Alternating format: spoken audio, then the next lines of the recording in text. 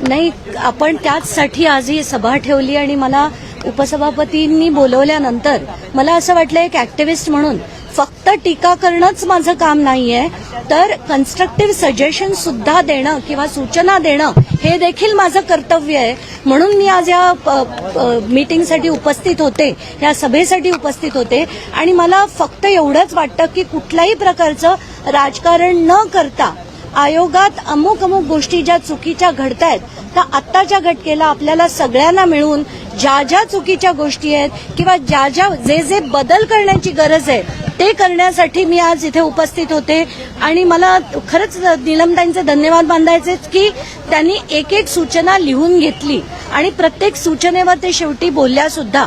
आता मला असं वाटतंय की आत्ताच्या घटकेला आयोगाकडे जेवढ्या पेंडिंग केसेस आहेत त्याचा सगळ्याचा आढावा घ्यावा. त्याच्या ज्या आयोगांनी काम केलं नाही, 6 महिन्याच्या वर जिथे अहवाल येणं पेंडिंग होतं त्या सगळ्या आयोगांची यादी बनवून होम मिनिस्ट्रीकडे देणं आणि तशा प्रत्येक आयोगावर कारवाई झाली पाहिजे. एवढंच नाही तर महिला आयोग काही फक्त एक छोटंसं एक यंत्रणा नाहीये.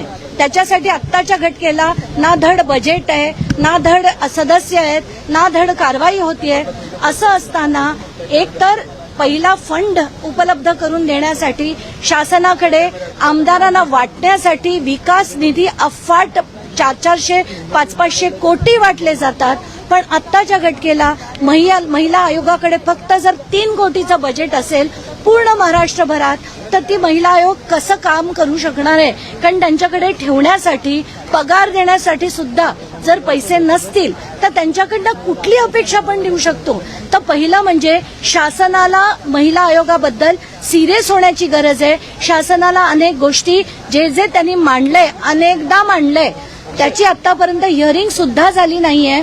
तर मला असं वाटतं की आयोगाबरोबर होम मिनिस्ट्रीनी म्हणजे गृह मंत्रालयाने 3 महिन्यात एक बैठक सुद्धा ठेवली पाहिजे. बोर्ड मीटिंग ह्या रेग्युलर झाल्या पाहिजेत. अशा अनेक मुद्दे आम्ही सगळ्यांनी मांडले आणि त्याची दखल आज त्यांनी घेतली आहे आणि बहुतेक ते शासनापर्यंत पोहोचवतील अशी आम्ही आशा करू शकतो.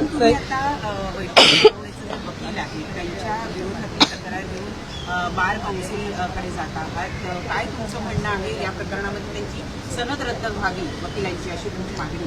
आत्ताच्या घटकेला मला असं वाटतं की हा बऱ्याचशा वकिलांचा एक त्यांची स्टाईल झाली आहे की कुठल्याही जर विक्टिम असेल, महिला असेल तर तिच्या विरुद्ध वाटेल ते बोलण्याची.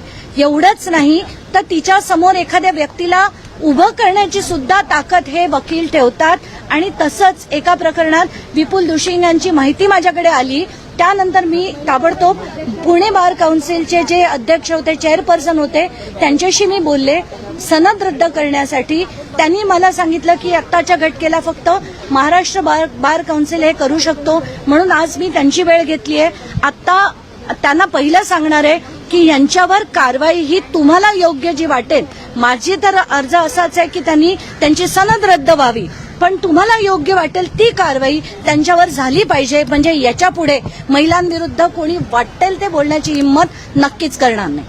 तुम्हाला प्रकरणामध्ये उद्या चौकशीसाठी बोलवलेलं आहे, तर एसीबीची नोटीस काय प्रकरणामध्ये तुम्हाला चौकशीसाठी धनंजय मुंडे यांच्या विरुद्ध 2 प्रकरणात 2 इन्व्हेस्टिगेटिंग एजन्सीजकडनं मला बोलवण्यात आलंय. एक तर लोकायुक्तांची जी बैठक आहे ती 16 जूनला आहे आणि या बैठकीत त्यांनी सगळ्यांना बोलवलंय. म्हणजे त्याच्यात मुख्य सचिव महाराष्ट्र शासन, सचिव कृषी आणि डीजी महाराष्ट्र पोलीस यांना देखील त्या हिअरिंगसाठी लोकायुक्तांनी आमंत्रण दिलंय.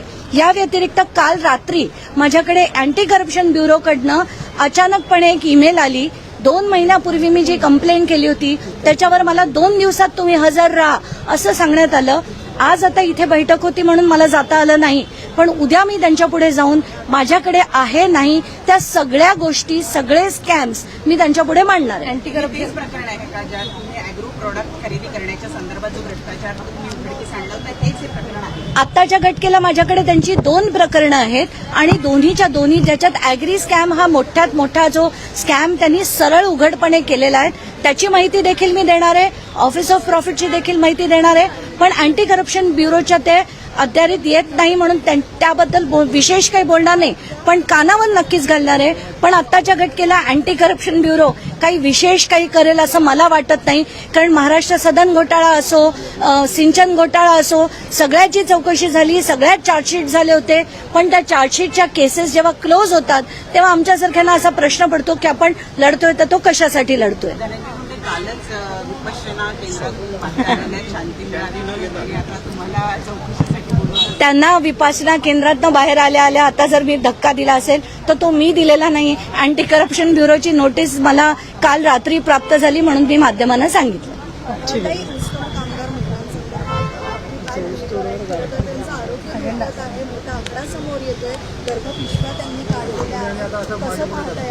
कसं आहे की 80,000 ज्या महिला ऊसतोडीसाठी जातात त्याच्यापैकी 13,861 का काहीतरी महिलांनी त्यांची हिस्टेक्टॉमी म्हणजे पिशवी काढून घेण्याची सर्जरी केली आहे आणि त्या 35 ते 40 वयोगटात आहेत. असा अहवाल 140 पानाचा अहवाल हा 2019 मध्ये सादर झाला.